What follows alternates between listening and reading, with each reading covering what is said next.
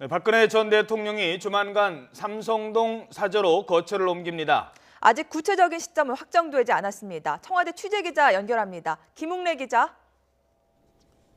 네, 청와대 춘추관입니다. 네, 자, 박 전 대통령 언제 이동할지 아직 안 정해졌다고요? 그렇습니다. 사저 점검 문제로 거처를 옮기기 아직은 어렵다는 입장만 알려졌을 뿐 구체적으로 언제 어떻게 이동할지는 확정되지 않았습니다. 삼성동 사저가 워낙 오래 비어둔 집이기 때문에 이 보일러 등 점검할 시설이 많고 사저는 물론 주변 건물까지 경호상 확인할 부분이 적지 않아서 이동이 늦어지고 있는 것으로 알려졌습니다. 이 때문에 박 전 대통령이 언제 거처를 옮길지는 현장 상황에 따라서 달라질 것으로 예상됩니다. 박 전 대통령 일단 어젯밤은 청와대 관저에서 보냈습니다. 무고하다는 자신의 입장과는 달리 헌정사상 첫 파면이라는 오명을 쓰게 돼 잠을 이루기조차 어려웠을 것으로 보이는데요.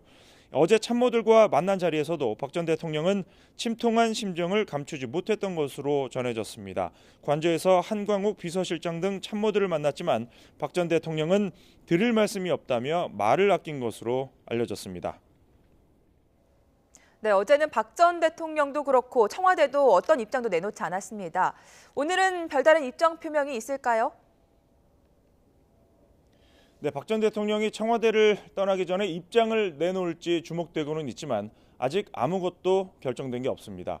어제 박 전 대통령과 청와대 참모들이 만났을 때 3시간 정도 회의를 했는데 주로 사저 복귀 방안과 입장 발표 여부가 논의됐다고 합니다.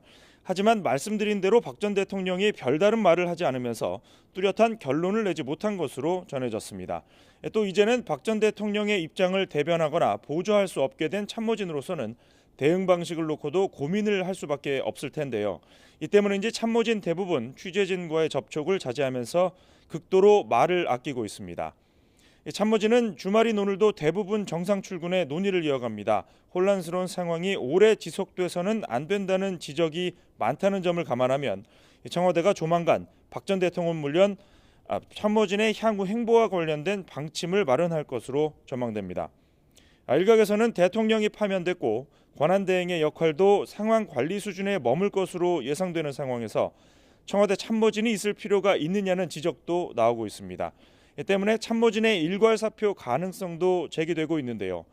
다만 아직은 처리해야 할 일들이 많은 데다 사표 제출은 도망가는 것밖에 안 된다는 인식도 없지 않아서 사표 제출 여부는 조금 더 두고 봐야 할 것으로 보입니다. 지금까지 청와대 춘추관에서 YTN 김웅래입니다.